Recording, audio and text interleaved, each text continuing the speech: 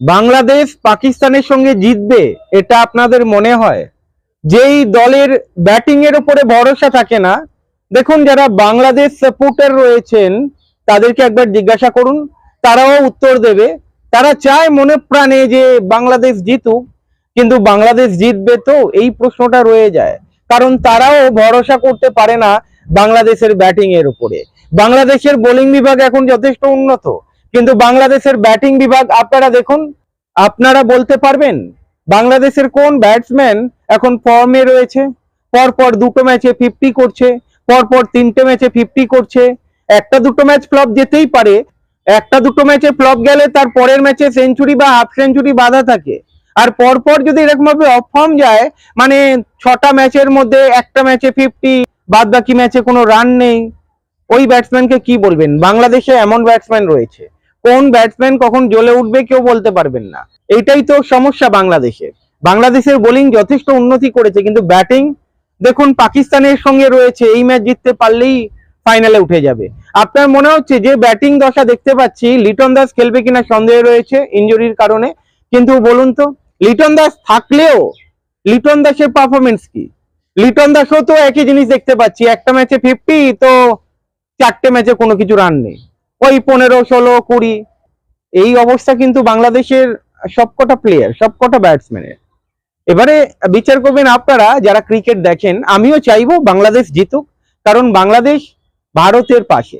আমরা বাংলা ভাষায় কথা বলি, বাংলাদেশিরাও বাংলা ভাষায় কথা বলে, সুতরাং ভাষার একটা টান থাকে। তো যাই হয়ে যাক না কেন, বাংলাদেশকে সাপোর্ট করতে হয়। আমি জানি বাংলাদেশের অনেক সমর্থক রয়েছে ইন্ডিয়াকে সাপোর্ট করে। এখন বড় প্রশ্ন, পাকিস্তানের বিরুদ্ধে কি বাংলাদেশ জিততে পারবে? বাংলাদেশের বোলিং নিয়ে কোনো কথা হবে না। বাংলাদেশ যদি প্রথমে ব্যাট করে 180 তুলে দেয়, আপনি ভরসা রাখতে পারবেন বোলিং এর উপরে। 170 রান করলেও বাংলাদেশের বোলিং এর উপরে আপনি ভরসা রাখতে পারেন না ম্যাচ বার করে দেবে।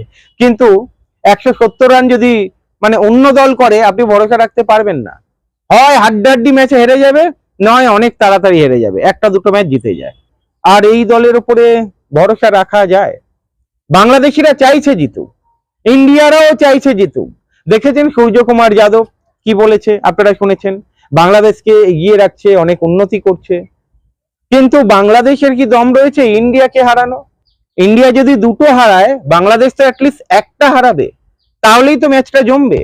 কিন্তু আপনারা দেখবেন 6টা ম্যাচ হলে একটা ম্যাচ কি দুটো ম্যাচ বাংলাদেশ জেতে, 4টে ম্যাচ ইন্ডিয়া জেতে। আর বাংলাদেশে খেলা হলে আলাদা ব্যাপার, কিন্তু বাংলাদেশের বাইরে, কারণ বাংলাদেশের মাটি বাংলাদেশের প্লেয়াররা চেনে, কিন্তু বাংলাদেশের বাইরে অতটা সফল নয় যতটা বাংলাদেশে সফল। আপনারা দেখেছেন বাংলাদেশিরা বাংলাদেশে যেমন নিউজিল্যান্ড এসেছিল, আপনারা দেখেছেন পাকিস্তান এসেছিল, বাংলাদেশ যথেষ্ট ভালো খেলেছে, প্রশংসা কুড়িয়েছে। কিন্তু দেখুন, আমি চাই ফাইনাল বাংলাদেশ এবং ইন্ডিয়ার মধ্যে হোক, তবে বাংলাদেশ কি জিততে পারবে পাকিস্তানের সঙ্গে? বড় প্রশ্ন।